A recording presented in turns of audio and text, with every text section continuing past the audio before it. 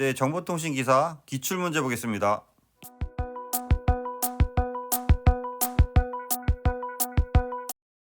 좀 더 많은 자료를 원하시는 분은 보시는 카페에 오시면 체계적으로 자료가 정리되어 있습니다. 네, 시작하겠습니다. 네, 2023년 1회 5교시 컴퓨터 일반 및 정보 설비 기준을 보겠습니다. 81번 다음 지문과 같이 가정할 경우 무한히 명령을 수행하여 몇 배의 성능을 얻을 수 있는가?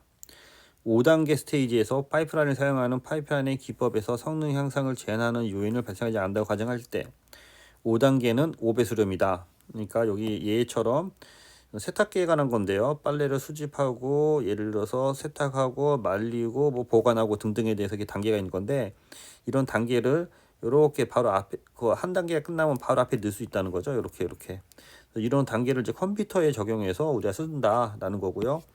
그게 이제 명령어에 대한 어떤 중첩에 대한 실행에 대한 그 파이프라인을 얘기하는 거고요. 이거를 밈스에서 파이프라인 실행해서 설계된 거고 이러한 단계로 해서 진행한다라고 해서 5단계인 거는 크게 5배속에 할 수 있다라는 걸로 이해하시기 바랍니다. 응용에서도 맞출 수 있어야 됩니다. 82번 램에 대한 설명을 틀린 것은 롬과 달리 기억 내용을 자유자료로 읽거나 변경할 수 있고 SRAM과 D램은 전원 공급이 끊기면 기억된 내용이 모두 사라지죠. SRAM은 D램에 비해 속도가 SRAM이 빠릅니다. 스피드에서 빠르다 라는 식으로 해서 정리하면 될 것 같고요. 그래서 정답을 3번 잡고 D램, 다이나믹 램은 전화장으로 정보를 나타내며 대용량 기억 장치 등에 적합하다. SRAM은 스태틱 램인데 S가 우리가 스피드로 해서 우리가 암기하면 쉬울 것 같고요. D램은 다이나믹이고요. 그래서 정적 램이라고도 표시되고 D램에 비해 용량은 적으나 속도가 빠르고 가격이 싸고 D램의 100배 이상의 속도로 캐시 메모리에 사용해서 공간이 많이 차지하고 가격이 비싸다. 공간을 많이 차지하고 가격이 비싸다. DRAM은 다이나믹 램이고 일정 시간 지나면 전화가 방전돼서 주기적으로 충전이 필요하다. 주기적인 충전이 필요하다. 전력 소모가 적고 IC 지속도가 SRAM에 비해 높아 용량은 크지만 속도가 느리다. 그래서 속도로 해서 구분하시 바랍니다. 83번 I/O 채널에 대한 설명을 틀린 것은 CPU는 일련의 I/O 동작을 지시하고 그 동작 전체가 완료된 시점에서 인터럽트를 받는다. 입출력 동작을 위한 명령어 세트를 가진 프로세서를 포함하고 있고 셀렉터 채널은 여러 개의 구석 장치를 제어한다. 멀티플럭서 채널은 복수 개의 입출력 장치들을 동시에 제어할 수 없다. 제어할 수 있어야 되는 거죠. 이거 상식적으로 풀 수 있을 것 같습니다. 84번 중앙 연산 처리 장치에서 마이크로 오퍼레이션의 순서로서 일어나게 하려면 무엇이 필요한가? 그래서 마이크로 오퍼레이션의 그 동작을 컨트롤 시그널로 해서 제어한다. 그래서 정리하시면 될 것 같아요. 마이크로 오퍼레이션은 레이서에 저장된 데이터에 의해 이루어지는 어떤 그 동작을 의미하는 거고요. 이런 동작을 제어하는 거를 우리가 컨트롤 시그널을 통해서 제어한다. 그래서 한 개의 인트로덕션은 마이크로 오퍼레이션이 실행되는 것이다 라는 식으로 이해하시기 바랍니다. 기억장치 CPU로 제공되는 데이터의 전송량을 기억장치 대역폭이라 하는데 버스 폭이 32비트고 클럭 주파수가 100MHz가 된다라고 하면은 그 주파수가 여기서는 주파수가 이제 그 1000MHz잖아요. 주파수 1000MHz니까 우리가 시간하고 주파수랑 이렇게 반비례 관계가 있기 때문에 시간으로 얘를 표시하면은 1000MHz 분의 1이 되는 거죠. 시간으로 보면. 그러면 이게 세카돼서 메가는 10의 6승이 되나요? 예, 메가는 10의 6승이기 때문에 우리가 10의 3승에 곱하기 10의 6승 하면 이제 10의 9승이 되고 얘가 분의 1이니까 10의 마이너스 9승이 되는 거죠. 그래서 전체적으로 10의 마이너스 9승인 1 나노세크가 나오는 거죠. 10의 마이너스 9승 여기 보면 나노세크로 이 표를 보고 참조하시고요. 그래서 전체적으로 버스의 그 대역폭은 얼마인가 라고 해서 32비트를 처리하잖아요. 그래서 여기 보면 메가바이트로 하기 때문에 32비트를 우리가 초당 10의 마이너스 9승으로 처리하잖아요. 10의 마이너스 9승으로 32비트를 처리하기 때문에 32비트를 바이트로 바꾸면은 4바이트가 되는 거고 얘를 초당 10의 마이너스 9승으로 처리한다 해서 그거를 10의 마이너스 9승으로 나누면은 여기서는 그 메가바이트로 정답을 원하기 때문에 4기가바이트가 되는 거고요. 기가바이트가 되는 거고 얘를 여기 보는 시계, 여기는 그 요 보이는 시계 맞추려면은 4000 메가 바이트가 되는 거죠. 그래서 어떻게 보면 요 단위로 같이 묻는 건데, 키로 10의 3승, 메가 10의 6승, 기가 10의 9승, 테라 10의 12승. 반대 피콘 10의 마이너스 12승, 나노 10의 마이너스 9승, 마이크로 10의 마이너스 6승, 밀리 10의 마이너스 3승. 요 정도는 알고 있어야지 풀 수 있는 문제인 것 같습니다. 요 표를 참조해서 유사 문제가 나오면 대응하시기 바랍니다. 86번 중간 처리 장치 명령어 사이클 중 가에 있는 것은, 여기 보면은 인터럽트, 패치, 인다이렉트, 익스큐스입니다. 그래서 이거 외우셔야 되는데요. 이거를 뭐 if, in, if, 저는 이걸 어떻게 외웠냐면은 if, a, in 이렇게 외웠어요. 그래서 if, a, in에서 a, exclusive, indirect. 여러분의 내가 만약 애인이 있다면 뭐 그런 식으로 외우던지, 여러분의 외우기 쉬운 걸로 해서 이걸 외우셔야 될 것 같아요. 내용은 참조하시고요.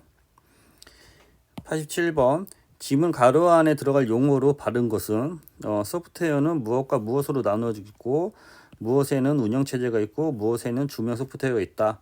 그래서 시스템은 크게 응용 소프트웨어와 시스템 소프트웨어로 크게 나눠집니다. 그래서 응용 소프트웨어와 시스템 소프트웨어가 있는데 앞뒤가 어느 게 맞는지는 뒤 거랑 맞춰야 되기 때문에 무엇에는 무엇과 응용 소프트웨어가 있다. 그래서 운영 소프트 시스템 소프트죠. 그래서 여기 이건 시스템 소프트 내부에 응용 소프트웨어와 운영 소프트웨어와 운영 체제가 있고, 응용 소프트웨어에는 유틸리티와 주명 소프트웨어가 있다라고 해서 잘 읽어보면은 이야기는 어렵지 않을 것 같습니다.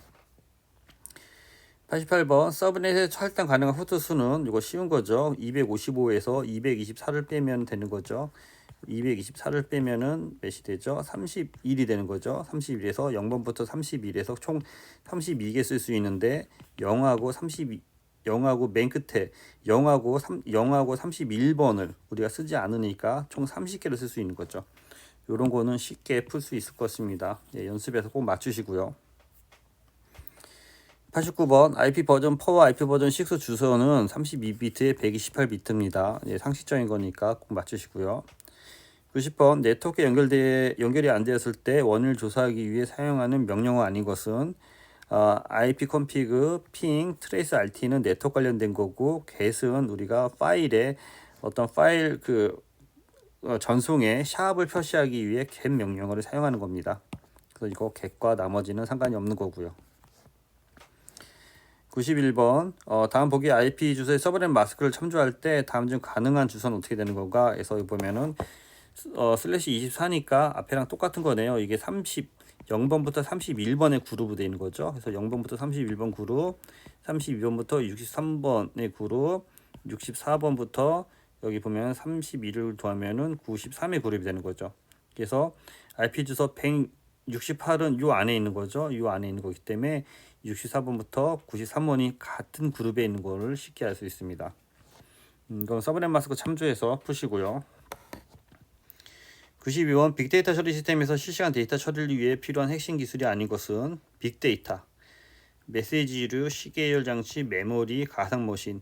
빅데이터 처리하는 거랑 가상머신, 버추얼머신하고는 상관이 없죠. 그래서 이거는 가상머신하고 구분해서 답을 찾으시면 되고요. 93번 네트워크 가상화 기술 중 소프트웨어 프로그램을 통해 네트워크를 제어하는 차세대 네트워킹 기술, 이걸 우리가 소프트웨어 디파인 네트워크에서 SDN이라고 합니다. 94번 가로 안에 들어갈 내용으로 옳은 것은, 기한통신 사업자는 정보통신 설비와 이에 연결된 다른 정보통신 설비 또는 이용자 설비 사이에 정보의 상호 전달을 위해서 무엇을 사용하는 무엇을 인터넷, 언론 매체, 그 밖 홍보 매체를 활용하여 공개해야 된다. 기술 기준, 전용 예선, 통신 규약 등등이 있는데요. 예, 정보통신 방송통신 설비 기술 기준에 보면은 그게 나와 있는데, 여기 보면은 이용자 설비의 사용을 전달을 위하여 사용하는 통신에 대한 어떤 규약을 인터넷, 언론 매체 또는 그 밖 홍보 매체를 활용해서 공개해야 된다라고 해서 이건 통신 규약으로 이해하시기 바랍니다. 95번 유선, 무선, 광선 그 밖에 전자적 방식에 따라 부후 문자, 음향, 영상 등 이거 기본이죠. 필요한 설비 기구를 정보통신 설비라고 한다. 네, 읽어보시고요. 정보통신공사업법의 정보통신 설비에 대한 정의입니다.